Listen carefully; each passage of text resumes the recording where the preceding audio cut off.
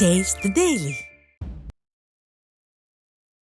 சென்னை ராமாபுரம் காவல் நிலையத்தில் பணிபுரியும் காவலர் பிரபு கஞ்சா மற்றும் மதுபோதையில் காவல் ஆய்வாளர் மற்றும் சக காவலர்களை தரக்குறைவாக பேசியது அதிர்ச்சியை ஏற்படுத்தியுள்ளது. போதை பழக்கத்திற்கு அடிமையான காவலர் பிரபுவை சக காவலர்கள் கண்டித்ததால் அவர் தரக்குறைவாக பேசியுள்ளார். இது தொடர்பான வீடியோ வெளியாகியுள்ள நிலையில் ஸ்டாலின் ஆட்சியில் காவலர்களே போதையில் திளைப்பதாகவும் காவல்துறையினர் ஒழுக்கத்தை கடைபிடிப்பதில்லை எனவும் மக்கள் குற்றம் சாட்டினர்.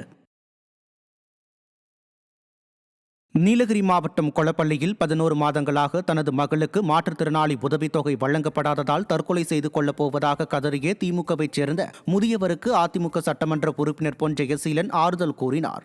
முதியவர் கணேசன் என்பவரின் மாற்றுத்திறனாளி மகள் கடந்த 6 வருடங்களாக மாதந்தோறும் 2000 ரூபாய் உதவித்தொகை பெற்று வந்த நிலையில் திடீரென்று உதவித்தொகை நிறுத்தப்பட்டுள்ளது. மாற்றுத்திறனாளிகளுக்கும் முதியோர்களுக்கும் வழங்கப்பட்டு வந்த உதவித்தொகையை விடியா ஸ்டாலின் அரசு நிறுத்தி வருவதாக மக்கள் குற்றம் சாட்டுகின்றனர். ஒரு வருஷம் எனக்கு பென்ஷன் வரல. டீ குடிக்கிற வேலை எனக்கு வேற வழி இல்லைங்க. எனக்கு ஊனமுற்ற பொண்ணுக்கு 22 வயசுங்க. இப்ப நான் உதிரத்தை காலிட்டு வரணுங்க. சரிங்களா? நான் சோப்பு இல்லாம குளிக்காம வர முடியலைங்க. கிடைச்சது ஒரு வருஷம் 11 மாசமா எனக்கு வரல.